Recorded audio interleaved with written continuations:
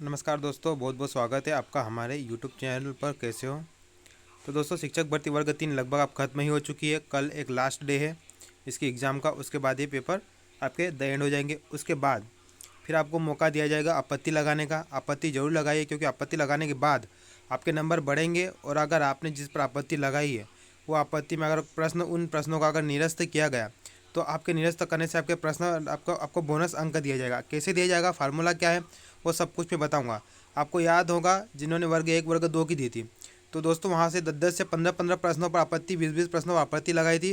और बहुत सारे कैंडिडेट को बोनस अंक मिले भी, उनके 5 से 6 नंबर बढ़े भी। ओके, तो इसी प्रकार से पहले तो देखिए, आप आपत्ति लगाओगे, उसके बाद कौन कौन से कौन कौन से प्रश्न निरस्त किए जा सकते हैं।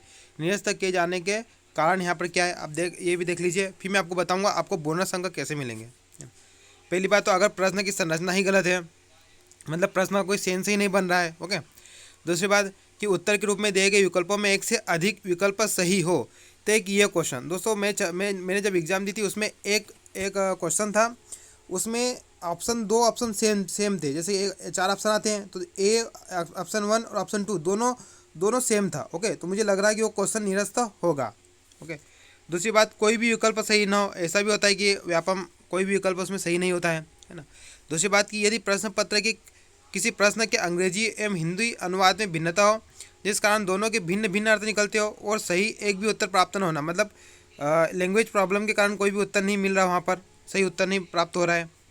दूसरा बात कि अन्य मुद्रण त्रुटि हुई हो। ओके, मान लो कोई टाइपिंग में कोई गलती हो गई प्रश्न में, और फिर अगर देखा जाए टाइपिंग गलती के कारण उसके उत्तर ज़्यादा सही आ रहे हैं, एक से अधिक सही आ रहे हैं। अन्य कोई कारण और दूसरे कारण अगर आप आपत्ति लगाओगे तो जो विशेषज्ञ समिति रहेंगी वो उचित समझेगी, तो उस प्रश्नों को निरस्त कर देगी आपके आपत्ति लगाए हुए प्रश्न पर, अगर उचित हुआ तो। ओके, ऐसा नहीं कि आपने आपत्ति लगा दी तो 100% नहीं, वो उनकी समिति वो ये तय करेगी।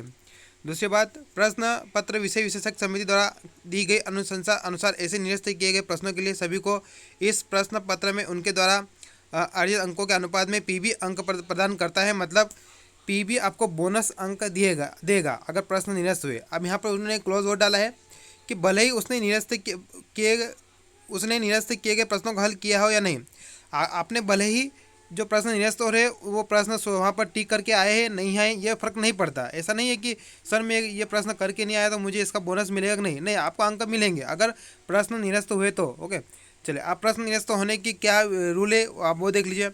तो यहाँ पर 3 उदाहरण दिखाए गए दोस्तों। 3 उदाहरण क्यों दिखाए गए, क्योंकि हम जो पीबी एग्जाम कंडक्ट करवाता है या तो 100 नंबर की होती है, या तो 150 नंबर की होती है, या 200 नंबर की, और हमारी वर्ग 3 है वो 150 नंबर की है। अब यहाँ पर समझिए उदाहरण के तहत। ओके, देखिए, अगर आपकी शिफ्ट में 150 प्रश्न में से 2 प्रश्न निरस्त किए।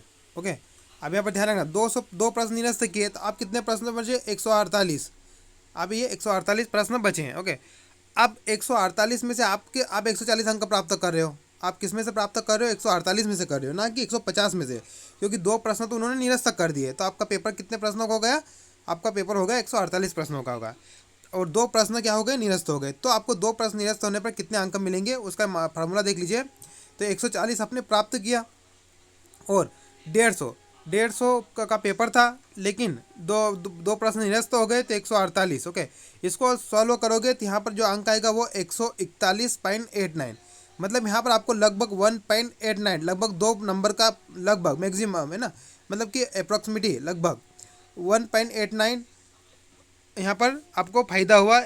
ओके, यहाँ पर कितना फ़ायदा हुआ? 1.89 अंक का फ़ायदा हुआ। तो इस तरह से आपको यहाँ पर बोनस अंक मिलेंगे। ये सिर्फ एक उदाहरण है। अगर 3 प्रश्न निरस्त होते हैं तो आप इस फार्मूले के तहत निकाल सकते हो।